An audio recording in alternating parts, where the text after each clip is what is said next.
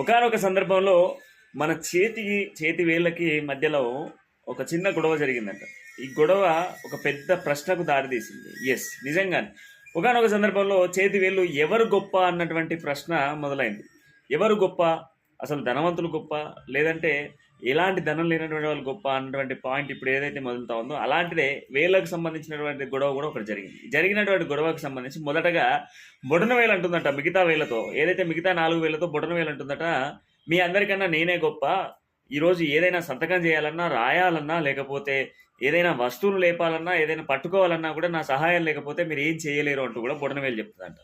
ఆ తర్వాత అసలు మీ అందరికన్నా నేనే గొప్ప అంటూ చూపుడు వేలు చెప్తుంది. ఎందుకు అనంటే ఎవరినైనా ప్రశ్నించాలన్నా, ఎవరినైనా బెదిరించాలన్నా, లేదంటే ఎవరికైనా ఏదైనా ఎక్స్ప్లెయిన్ చేయాలన్నా కూడా చూపుడు వేలుతోనే సమాధానం చెప్తాం కనుక నేనే గొప్ప అని చెప్పేసి చూపుడు వేలు చెప్తాను.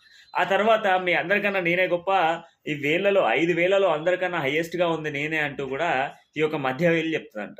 బట్ వీళ్ళందరికన్నా మళ్ళీ ఈ ఉంగరపు వేలు ఒక సమాధానం చెప్తుంది. ఈ రోజు మీరు ఎంత ధనధాన్యాలు సంపాదించినా, ఎవరు ఏది సంపాదించినా ముందుగా చేరాల్సింది నా చేతికే. ఖచ్చితంగా కూడా రింగులు కానీ ఏవి కానీ పెట్టాలన్నా మొదటగా నా చేతికే పెడతారు కనుక ఫస్ట్ ఖచ్చితంగా కూడా నా వేలకే వస్తాయి అని చెప్పేసి ఈ యొక్క ఏదైతే ఉంగరం వేలు అని చెప్తారు. అయితే ఆ తర్వాత మీ అందరికన్నా మరి నేనే గొప్ప అంటూ కూడా ఈ చేతులు అండ్ షోల్డర్స్ చెప్తాయంట. అసలు మీ అందరికన్నా నేనే గొప్ప అని నెక్ అండ్ బ్రెయిన్ చెప్తుందంట. బట్ ఎవరు గొప్ప అన్న దానిపైన సృష్టికర్త బ్రహ్మ గనక బ్రహ్మ దగ్గరికి వెళ్ళి ఈ యొక్క సందేహాలకు మరి ఎవరు గొప్ప అనేది బ్రహ్మ చేతిలోనే తెలుసుకుందామని చెప్పేసి ముందుగా బ్రహ్మ దగ్గరికి వెళ్తాం. బ్రహ్మ దగ్గరికి వెళ్తే బ్రహ్మను చూసినటువంటి వీళ్ళందరూ కూడా నమస్కారం చెప్తారు.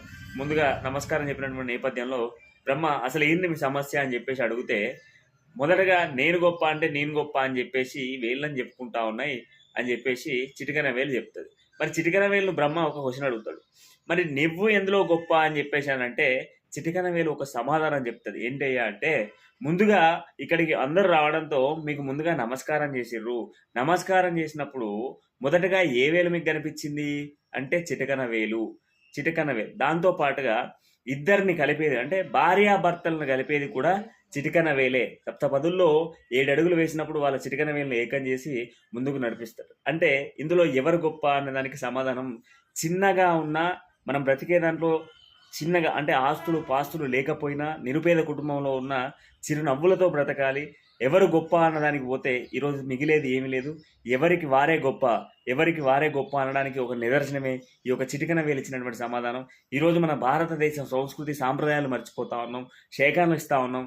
సంస్కృతికి మొదటగా వచ్చింది నమస్కారం. నమస్కారం అనేది ఒక సంస్కారం. ఈ సంస్కారాన్ని మర్చిపోయి ఈరోజు పెరుగుతున్నటువంటి టెక్నాలజీలో నేపథ్యంలో షేక్ హ్యాండ్ ఇవ్వడము, హలోలు ఇవ్వడము, ఇవన్నీ చేస్తా ఉన్నాం. ఈరోజు చిటికెన వేలు ఇచ్చినటువంటి సమాధానం ఏదైతే ఉందో ఎవరు గొప్ప అనడానికి ఈ చిటికెన వేలు ఇచ్చినటువంటి సమాధానం మన లైఫ్లో నిజంగా కూడా ఉపయోగపడేటువంటి ఒక నిజమైనటువంటి సమాధానంగా భావించండి. ప్రతి ఒక్కరు కూడా హిందూ సాంప్రదాయాలను పాటించే విధంగా ముందుకు సాగండి.